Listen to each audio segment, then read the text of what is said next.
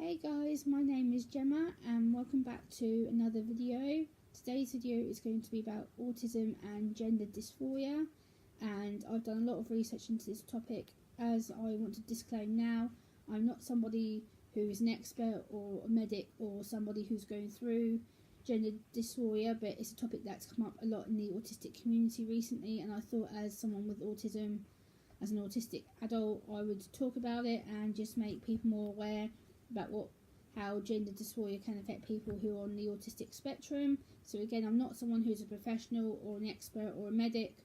I'm someone who is autistic, and I've noticed it's come up a lot in the autistic community with regards to media and things. So I thought I'd do my own personal take on this subject. I know it's going to be probably a bit of a touchy area, but I thought I would try and do it justice a little bit by researching it and looking into things that I've read about. So gender dysphoria is where a person experiences distress because their biological sex differs from their gender identity.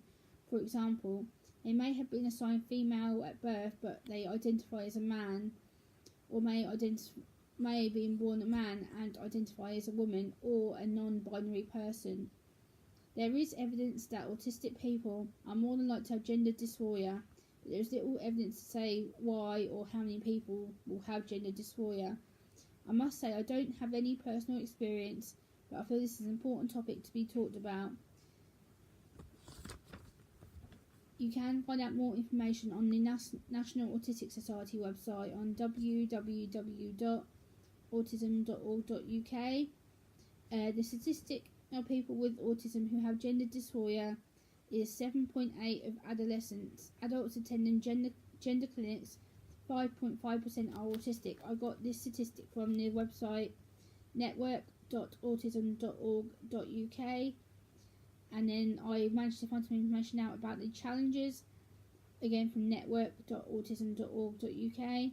Gender clinics will usually want the person to discuss their feelings and experiences of gender differences with a therapist or psychologist to help evaluate whether they meet the criteria for gender dysphoria and suitability for treatment. The rigid thinking style and intolerance of some autistic people may present difficulties for gender identity and may find it difficult to tolerate the transition period, moving from one gender to another. Some autistic people may have difficulty keeping connected to their physical lives and may not be physically comfortable with their body.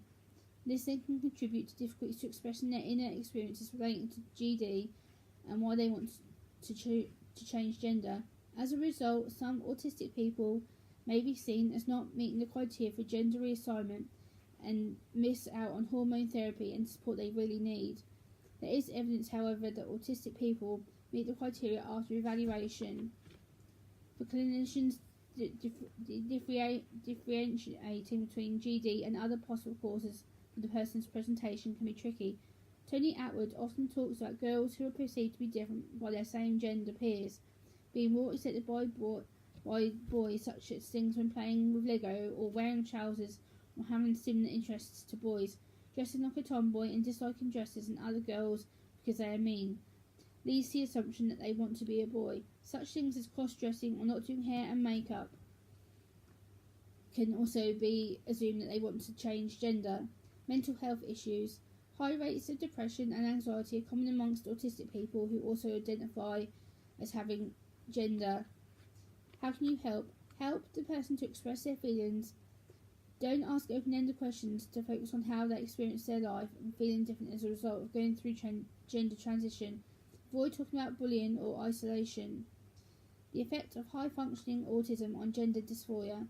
Autism Europe conference in Edinburgh has recently researched presentation on the topic of gender dysphoria and its connection to high-functioning autism.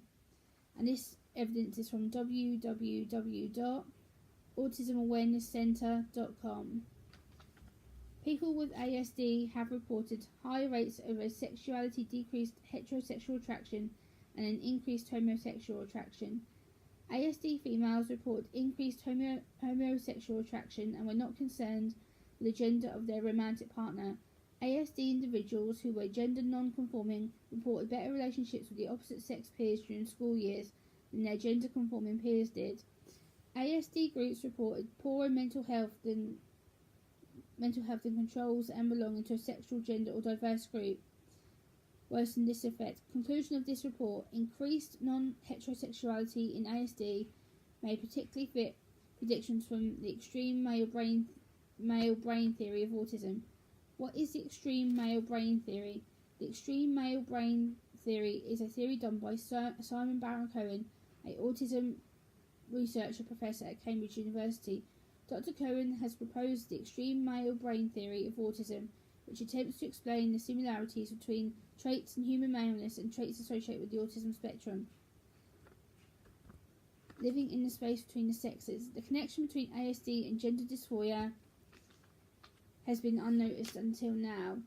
And then I've used another website called www.psychologytoday.com, and again they have a really good section on gender and dysphoria.